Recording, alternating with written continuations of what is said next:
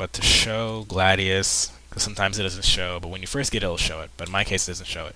So to show Gladius, you can type in /Gladius and then test. You can test numbers 1 through 5 to test how many frames you actually want to see from Gladius.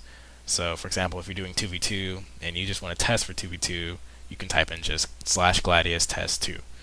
But in my case, I do a lot of 3s. I don't do 2s as much as I used to, and I never do 5s really. So type in Gladius /test 3. So yeah, there you go. Now you can set what you want the different actions to do, as far as what left clicking does and what right clicking does. Like for example, left clicking, you may just click and it'll just target. That's what I have it set to. And right clicking, it'll show focus frame. It'll put the target on your focus. Now these little things you see over here, these are what we call diminishing returns. Well, it's a DR tracker actually. Diminishing returns DR stands for diminishing returns. Sorry, but it's a DR tracker.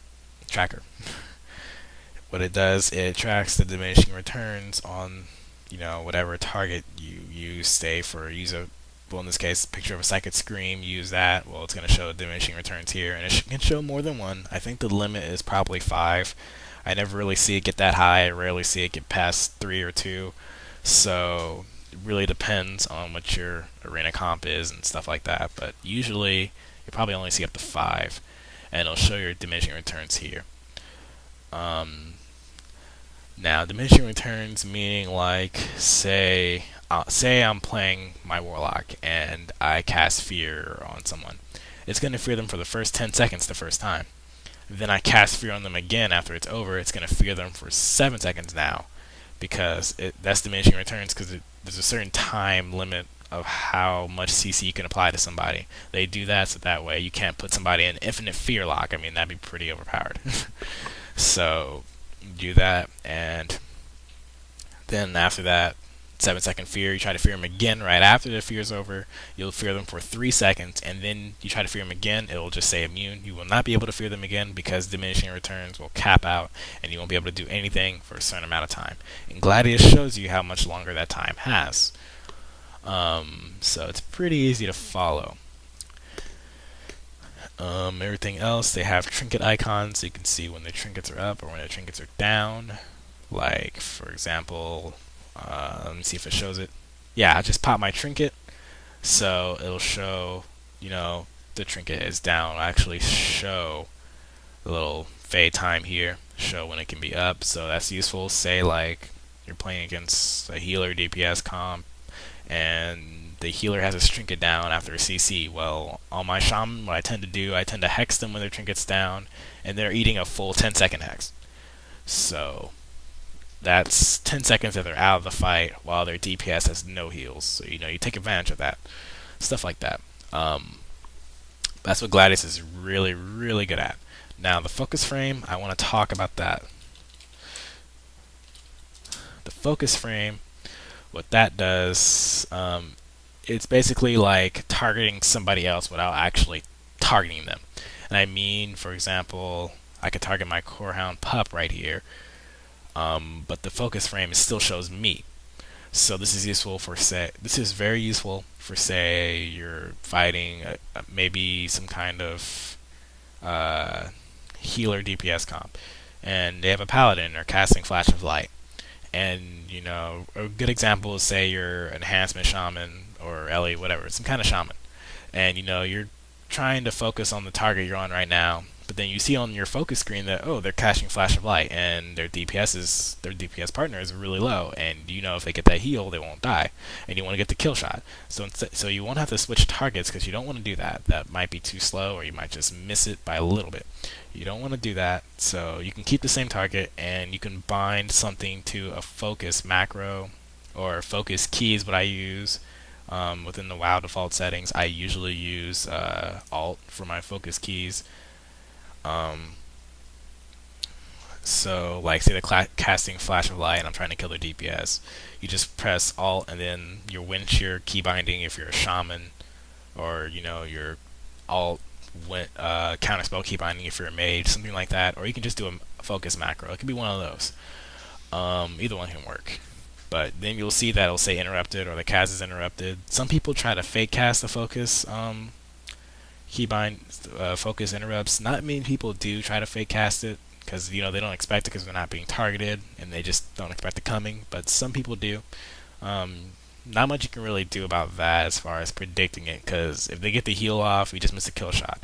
But if they fake cast you, well, you just wasted an interrupt. But they have to cast the heal again, so it's best to always try to interrupt. If you really don't know or you can't get a feel of when they're gonna fake cast, it's always best to just try to interrupt anyway, because at least you stop them for a little bit. You don't lock out their school, but at least you stop them. They have to cast the heal again.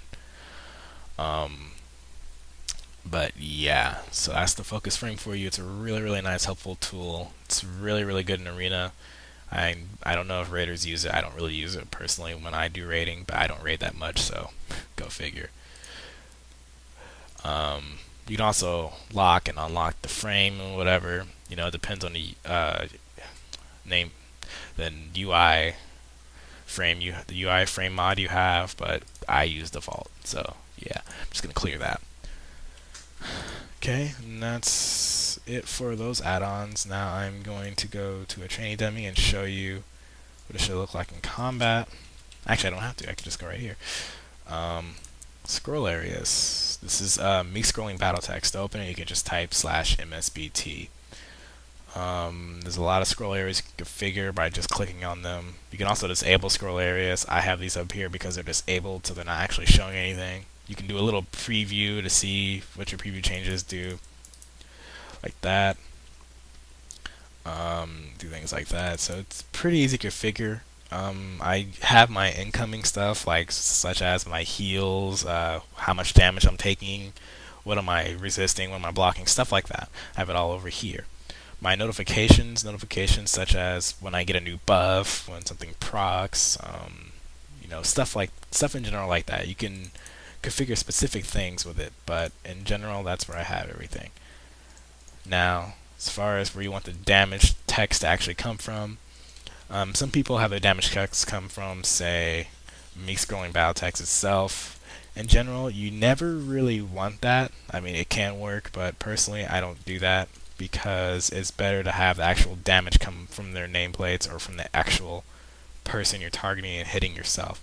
Because then you can see how much damage you do, and you can focus more on the nameplate and what they're doing and the actual amount of damage you're doing without looking over the other side of the screen to see how much damage you're doing. You don't really want to divide your focus. You want to focus mostly on the person you're trying to kill or help or heal, whatever you want to do.